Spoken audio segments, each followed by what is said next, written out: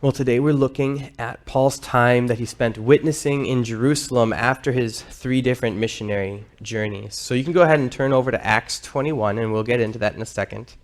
But if you were here last week, you'll remember that Scott Reed shared that Paul knew that he was headed to Jerusalem, and when he got there, there was going to be suffering, there's going to be imprisonment, there's going to be persecution, and yet Paul was set on going to Jerusalem because the Spirit was leading him and the Spirit was calling him to go. He described it as being constrained by the Spirit to head there. And so in Acts 21, he arrives and he gets to Jerusalem. Before we look at that, I want to ask you if you've ever sort of experienced somebody lying about you. Have you ever been in the place where somebody is spreading rumors about you that aren't true? Somebody telling other people stories about you that are designed to ruin your reputation. When I was at TCF, from time to time, I'd deal with customers who wanted to get something out of me. And so they would embellish the truth in different directions in order to get me to be sympathetic to what they were doing. And it wasn't that they were telling me their true stories, but they were making up stories. They were lying to me. And other times as a manager, I'd have to sit and 2 different coworkers would be telling stories about each other. And they didn't match up. Somebody wasn't telling the truth. It's confusing and it's frustrating to wade through lies, but it's so much worse when those lies are directed against you, designed to ruin your reputation and designed to undercut you. And that's what Paul faced when he got to Jerusalem. In Acts 21, verse 21, Paul has arrived in Jerusalem and he's speaking with James and the rest of the church about the ministry that he's had across the Roman Empire. And as they hear his stories, as they hear his witness, they glorified God and said to him, "You see, brother, how many thousands there are among the Jews of those who've believed here? They are all zealous for the law. They've been told about you that you teach all the Jews who are among the Gentiles to forsake Moses, telling them not to circumcise their children or walk according to our customs." See, the believers in Jerusalem, they've heard these rumors that Paul's message across Galatia, across Macedonia, across all of his journeys, embedded in that message was this statement to the Jewish people that they should abandon all the customs that they'd grown up with, that they should have disregard for the law, that didn't matter, that was irrelevant for the Jewish people. But that wasn't what Paul said. That was a twisting, that was a warping of his message. And very much like that game Telephone, where a story you whisper into somebody's ear, and then as it gets passed on from one person to the next, it becomes distorted and turns into a whole different message. By the time Jerusalem had heard about what Paul was doing in the regions around, all they had left was this distorted version of his truth, of his ministry. See, Paul didn't proclaim to all the Jews that they should abandon the law, that they should disregard the covenant that God had made with them as a people. What he did was tell the Gentiles, who were outside of that covenant, that as they came to Christ, there was no need for them to take on the Jewish covenant signs of circumcision, because Christ had fulfilled the law. There's no point in them taking all that on themselves. And that's no different than what Jerusalem decided, what the believers in Jerusalem decided in Acts 15. But Paul actually never told the Jewish people that he met as he went to the various synagogues that they should abandon their customs, that they should abandon the law. In fact, in Acts 16:3, he's working with Timothy, and he tells Timothy, who's half Jewish, that he should actually get circumcised, not for the sake of his salvation, but for the sake of sort of a good reputation or propriety as he interacts with the Jewish people. So Paul's not what the Jewish people have heard in Jerusalem, what they're believing about him, that he could care less about Jewish customs, that he actually teaches and subverts their obedience to the Jewish law. That lie Paul's got to deal with. And the second lie that Paul ends up facing is actually born out of his attempt to deal with the first lie. So Paul sits down and he's talking with James and he's talking with the other believers, and they give him advice. They say, well, what you should do in order to gain some buy-in from the Jerusalem believers, in order to put their fears at rest that you could care less about Jewish customs and law, you should partner with these four guys who are doing taking a vow, a traditional Jewish vow. Help them out, buy their way through that process, and join with them. But as he's about to finish the 7 days of purification that go along with that vow, this happens. Acts 21, 27 through 28. The Jews from Asia, seeing him in the temple, stirred up the whole crowd. Now, these aren't the believing Jews from Jerusalem. These are the Jews from Asia. So these are the people who've been plaguing him as he's been doing his missionary journey. And they've come to Jerusalem for probably some sort of festival. So they're stirring up the whole crowd, and they laid hands on him, crying out, "Men of Israel, help! This is the man who's teaching everyone everywhere against the people and the law and this place. Moreover, he even brought Greeks into the temple and has defiled this holy place." So the temple at Paul's day is the temple that Herod built. And outside of the temple, there was this courtyard. And that was where anybody was welcome. You could be a Gentile, you could be Greek, Roman, it didn't matter. If you wanted to come worship the God of Israel, you were welcome to come to this courtyard. But on the inside of that courtyard, there was a whole barrier full of warnings saying, "Do not enter." Because the inner courtyards of the temple were holy and pure and set aside for the Jewish people of God. And as a way of preserving that, this barrier said you are not allowed to enter. And the holiness and the purity of the temple was so important to the Jewish people that even the Roman government acknowledged the need for that barrier. They allowed an exception to the rule that normally the Roman government would have to decide who would be executed and not executed. But if somebody broke this barrier who wasn't allowed into the temple, the crime was punishable by death. So for this group of people to say that Paul has allowed or brought a Greek into the temple is a really serious charge. And Luke doesn't take any time at all before he explains that it was groundless. He says, that didn't happen. Paul didn't actually do that. In fact, they just assumed that he did because he was talking to some Greeks that came with him. But that doesn't matter. In the heat of the moment, the lie carries the crowd to a frantic frenzy of passion. They hate Paul and what Paul stood for. Or I should say, what they thought Paul stood for.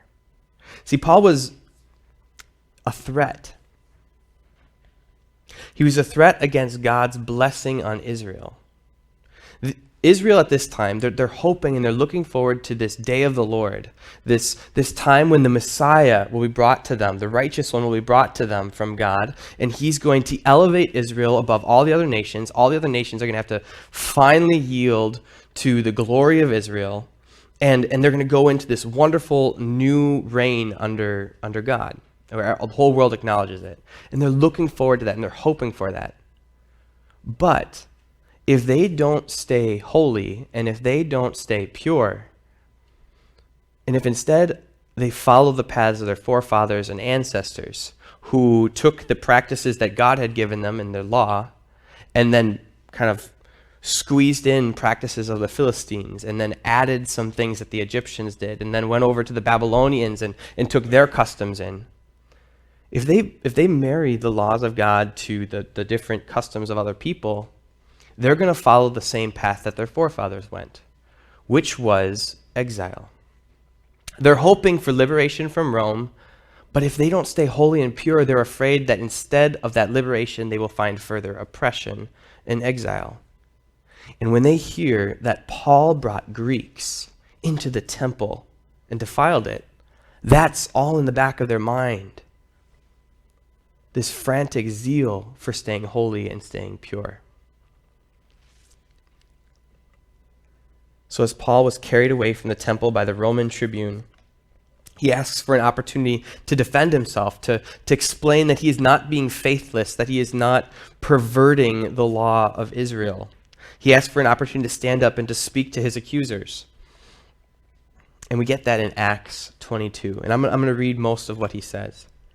Starting in verse 3. Paul says, I am a Jew, born in Tarsus, in Cilicia, but brought up in this city, educated at the feet of Gamaliel, according to the strict manner of the law of our fathers, being zealous for God, as all of you are today. I persecuted this way to the death, binding and delivering to prison both men and women, as the high priest and the whole council of elders can bear me witness. For from them I received letters to the brothers. And I journeyed toward Damascus to take those also who were there and bring them in bonds to Jerusalem to be punished. And as I was on my way, and I drew near to Damascus, it was about noon, a light from heaven suddenly shone around me. I fell to the ground, and I heard a voice saying to me, Saul, Saul, why are you persecuting me? I answered, who are you, Lord? And he said to me, I am Jesus of Nazareth, whom you are persecuting. Now those who were with me, they saw the light. They did not understand the voice of the one who was speaking to me. And I said, what shall I do, Lord? And the Lord said to me, rise, go into Damascus, and there you'll be told all that is appointed for you to do. Since I could not see because of the brightness of that light, I was led by the hand of those who were with me, and I came into Damascus. And then one Ananias, a devout man according to the law, well spoken of by all the Jews who lived there. He came to me, and standing by me said to me, Brother Saul, receive your sight. In that very hour I received my sight and saw him. And he said, the God of our fathers appointed you to know his will, to see the righteous one, to hear a voice from his mouth, for you will be a witness for him to everyone of what you have seen and heard. And now, why do you wait? Rise and be baptized. Wash away your sins, calling on his name. So when I returned to Jerusalem and was praying in the temple, I fell into a trance and saw him saying to me, make haste and get out of Jerusalem quickly, because they will not accept your testimony about me. And I said, well, Lord, they themselves know that in one synagogue after another I imprisoned and beat those who believed in you. And then when the blood of Stephen, your witness, was being shed, I myself was standing by and approving and watching over the garments of those who killed him. But he said to me, go, for I will send you far away to the Gentiles. And then right then, the crowd has it. They interrupt him. They erupt. They're not willing to listen to anything more from him. Up to that point, they were willing to hear what he had to say. But as soon as he said that the hope that they were waiting for, the hope of a righteous one, a Messiah coming, was going to be extended and given to the Gentiles as well, they were done. See, Paul made it clear in his defense. He's defending his name. He shows that he was acting faithfully. He didn't step outside of the Jewish custom. He had the exact same zeal that they had. He was concerned about preserving the holiness and the purity of his people, and he was willing to persecute in order to preserve that holiness and that purity. He was commissioned by a man who was well accepted. He was respected in his community. Ananias was a devout Jew as well. So, his commission came from the right place. And in fact, after that, when he went back to the temple that he was just dragged out of, he received from God another vision confirming his calling. So Paul has lived faithfully as a Jewish man. But the thing is, he was confident that the hope that he was waiting for was found in Jesus. That the Messiah, that the Christ that was going to bring about the day of the Lord was actually Jesus. And he was confident and he was sure of that because Jesus revealed himself to him in glorious light, not just as another man, but as the one bearing the title Lord in heaven.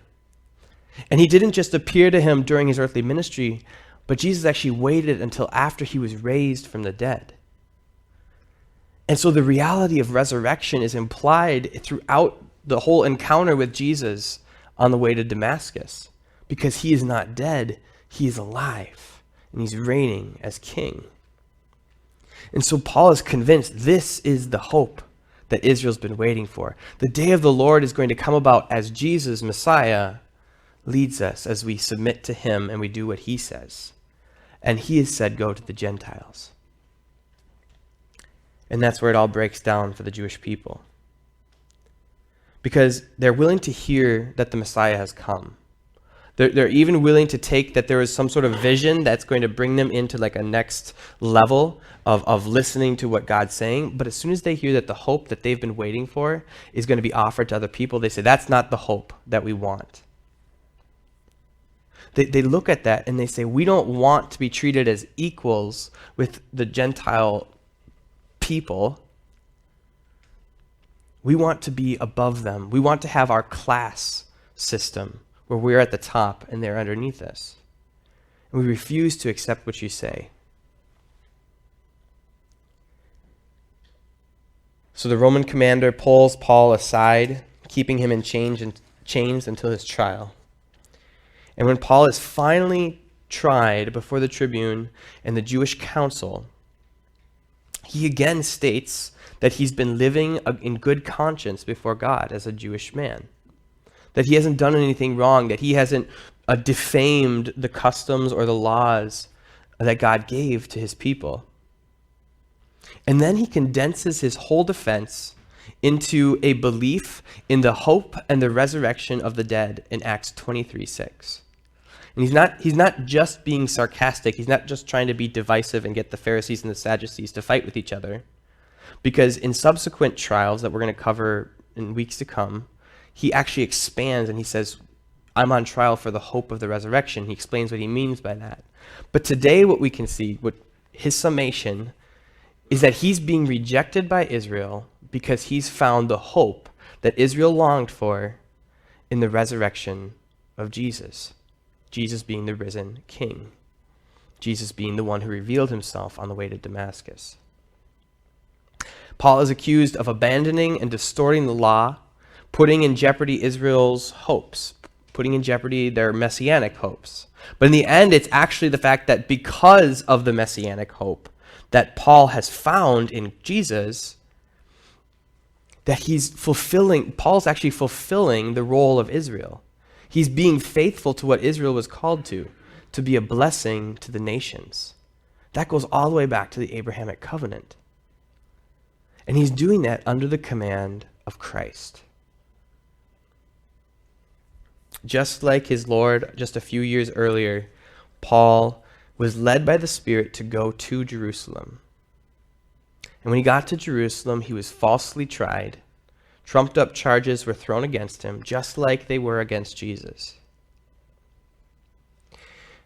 And just like with Jesus, the darkness that surrounded Paul's trial and the darkness that surrounded Paul's suffering and his imprisonment and his persecution from the Jewish people worked a greater good.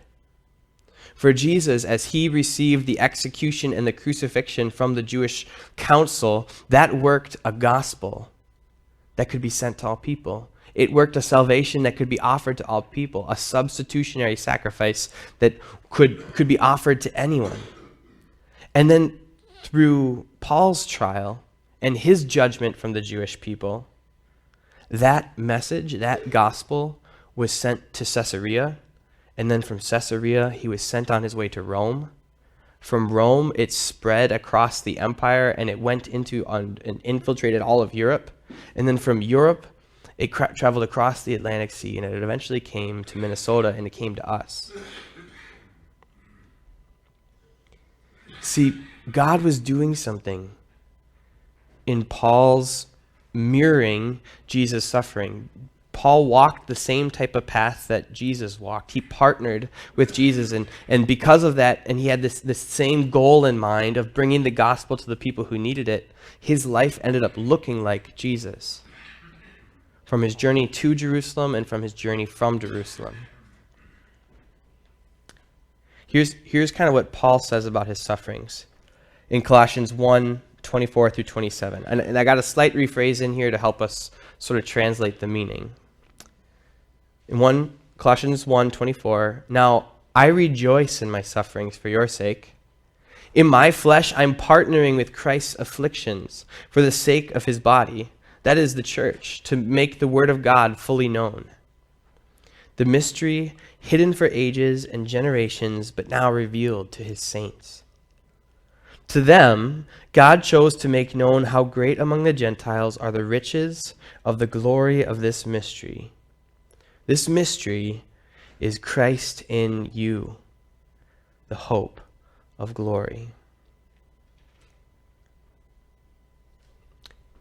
That was Paul's goal. All of his suffering was wrapped around this idea of making the word of God known, extending it to more and more peoples. Jesus had suffered so that the gospel could exist, and Paul suffered so that the gospel could be brought to people. The gospel was not that a certain nation was going to be elevated above other nations, but the gospel was that the Messiah, the Christ, the anointed king, the last priest, the ultimate sacrifice, was going to be given intimately to you and to me, to anyone who will receive him. So with Paul, let us live lives that imitate Jesus' life, that are partnered around that same goal of bringing the gospel to all those who need it.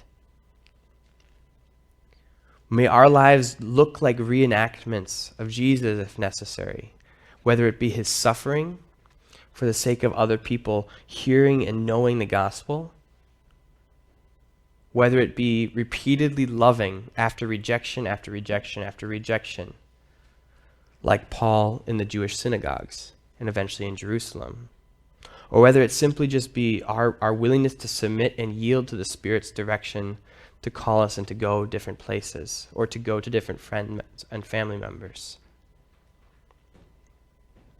We're called to partner with Jesus to share the glories of his good news that he's offered to us, a Messiah, a resurrected King who lives in us. And because he's in us, we are righteous like he is. Because he's in us, we are not just servants or members of a nation, but we are family members, sons and daughters loved by God. This is our hope. With Paul, we hope in a resurrected King Jesus. Let's share that story. Please pray with me.